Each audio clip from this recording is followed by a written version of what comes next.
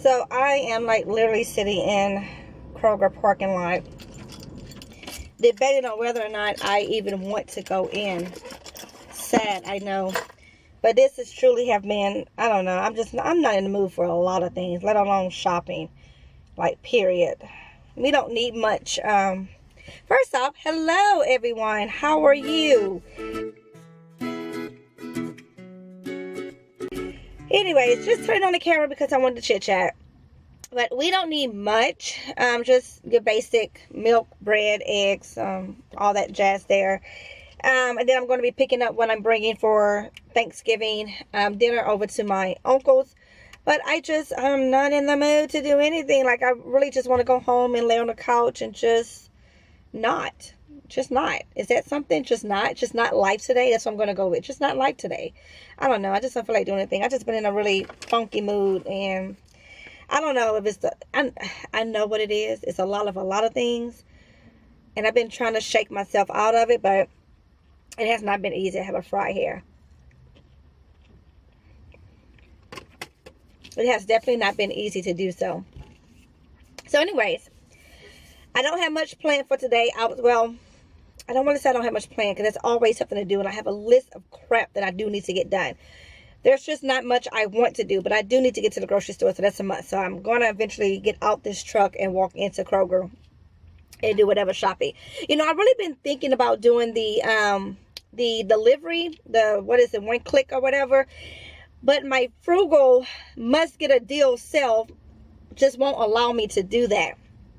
Meaning, I like to go into the store with my coupons and see if there's a deal to be had. And with the 1 click thing, I don't believe you can use coupons on that. So, yeah. You know, my life, right? Let me see.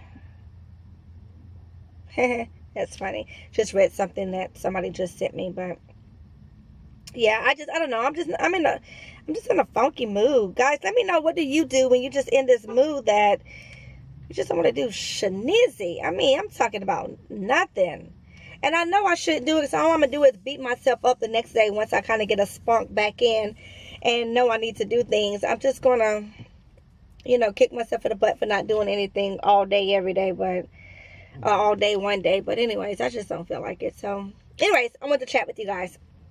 So, there's been a lot going. Let me tell you, 2017 has been one hell of a year for me. I'm just talking, I mean, I have been emotionally just all over the road map this year. The devil has tried it. Oh, goodness gracious, has he tried it. Man, he came at me in so many different angles, but I'm still standing. Thank God, I am still standing. But it has definitely been one hell of a year. I do plan to eventually sit down, take it easy, take a deep breath, and share with you guys as much as I possibly can without, you know, as my grandmother would say, showing everybody your dirty drawers kind of thing. But anyways, I do plan on sharing with you guys. But I tell you, as far as, you know, just my personal self, my business, my marriage, especially my marriage, 2017 has been of a year in regards to my marriage, my family, just all the above too. Whew. I need a drink. Like I need my mommy juice is what I'm saying. I got my McDonald's, but this is not enough. I need my mommy juice. It just has definitely been one hell of a year. So I'm glad to see 2017 go, to say the least. But anyways, one thing I will say is I have been trying so hard, y'all, to just stay focused on several different tasks that I want to accomplish, but more so just staying focused on things. That way I don't think about all the heavy stuff. Life can be so heavy sometimes. Man, just so heavy. And I know I'm just rambling on, but it is what it is. So anyways, I want to talk to you guys. So someone had asked me how it is and what it is with working with FEMA and all this other stuff. So just kind of a quick overview and explaining that to you guys. So basically, it's the federal government when there's a natural disaster, whether it's flood, fires, tornado, whatever, if the federal government declares that particular area, that city, state, county as a natural disaster, FEMA steps in. And with that, they need to hire people to go out and do various jobs. So the one job that I ended up doing was being a inspector. So I went out to people's homes that put in an application for assistance from the government and verified all of their information, took pictures of their damages that they had inside their home, on the outside of their home, if their vehicle was damaged or anything, all that stuff, put in notes for all of that, and then sent all that stuff back over to FEMA pretty much. So that's really the nutshell of the business. However, what they don't tell you is the personal side. I mean, you're stepping into these people's lives, into their homes, when they are the most vulnerable, the most just destroyed. I mean, that's the best way I can put it. And we didn't get much training on how to kind of handle that. And I didn't realize that I would probably be the only face of FEMA, if you will, that these people would see most times throughout this process. So I learned very quickly within the first or two appointments that I had that it was more so of bringing hope and a glimmer of everything is going to be okay. You know, with or without the government, you are going to get through this. You personally are here. You survive. You are not one of the fatalities of Hurricane Harvey. You are still here standing. Your dogs, your cats, family, etc. are still here standing. But it was realizing very quickly that I was the voice of hope. And, you know, it's, again, I told you guys plenty of times, that's something that I definitely, I don't know how to put it. I have always been good at it, but just being able to be there with somebody and I guess empathize with their situation and just praying with them and walking them through things. I'm kind of, you know, you don't want to toot your own horn, but hell, I'm good at it. It is what it is. But just realizing that that's really, for me, what the job entailed, was bringing hope. Never knowing which situation I will be walking into. But again, I have met so many amazing people throughout this. So many. I mean, all walks of life, all backgrounds. And the one constant is everybody's on the same playing field, so to speak. And what I mean about that is, you know, no one has 70 grand sitting around labeled flood, waiting for a flood to happen and say, okay, when it happens, here goes 70 grand, we can rebuild our home. No one anticipates that. Unless, of course, you build your home on the beach, then, you know, maybe you do. But anyways, no one anticipates being flooded out of their home in such a way. And here in Houston, what really happened with most of the neighborhoods, they were flooded because our reservoirs overbanked. And long story short, they did a controlled release, which means that they selected what time of day and what areas they did release. And so most of the neighborhoods were force flooded. That's the best way I can put it. But it was due because of the fact that the hurricane sat for so long, poured in so much water, and that's what overfilled, you know, the reservoirs and all that stuff there. But anyways, not to get all into the technical terms of it. At the end of the day, everybody's in the same boat. I've met people that, you know, homes that are $500,000, homes that are only $130,000. At the end of the day, everybody's sofa was on the front curve. You're all in the same position. That's why I stress so much, not only to my husband, to my family, to my friends, to you guys, but get your shit together. Excuse the language, but mama got a mouth sometimes.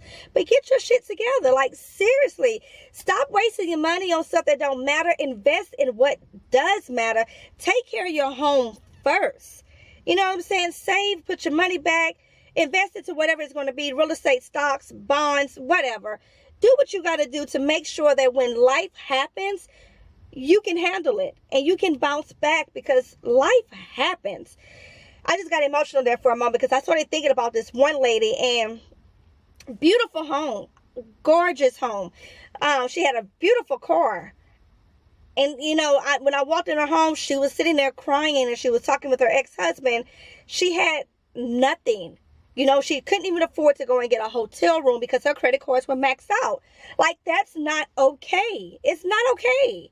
You know, it's not okay. She was really more upset because her Michael Kors and Louis Vuitton purses got flooded out. It's like, water don't care. That shit got wiped away. You know, it is what it is. But that was my 2-second rant. Just my point of view is, get your stuff together. Take care of your home front. That's why I coupon. People, you know, I have met people, family and friends and complete strangers that look at me and say I'm crazy for buying 15 boxes of whatever, or why do I have a pantry full of this or a closet full of that? But you know, one thing is that when the storm happened and everybody was running around like a chicken with their head cut off after the storm and before the storm to get products, I didn't have to do that. I did not have to do that. I didn't have to go looking for water. I didn't have to be charged $30 for a case of water, which that happened in so many places, and that's just wrong. But I didn't have to worry about being charged for $30 for a case of water because I have a stockpile of water. I didn't have to worry about that. You know what I mean? It's just, and I'm not saying you got to be an extreme couponer and you got to have everything stocked up, but I'm saying have some reserve, period. Have some type of reserve. But anyways, obviously I got a lot to say about that, so don't get me started is basically what I can say, because I can say a lot. But I have seen so much, guys. I really have, and it's been an eye-opener to me on so many different things at so many different levels, and it has definitely made me want to tighten up things within my own economy, which is my household, my four walls, excuse me. But definitely made me want to tighten up some things even more and make sure that we are on track, and make sure that if something did happen, we can handle it. Whatever that looks like, we can handle it. It's just been a long the end of 2017 has definitely been a mess. Let me just say that. It's been a lot. But I didn't want nothing. I just wanted to chit chat and just get that off my chest. At the end of the day, that's what I've been doing for FEMA.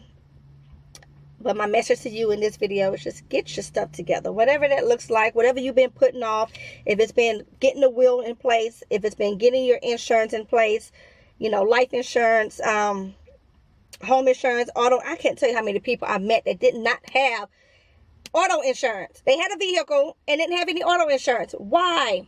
Why? So that means when the flood happened, you were done. Whatever you get from FEMA, if they give you something, will not be enough to replace your vehicle. I guarantee you.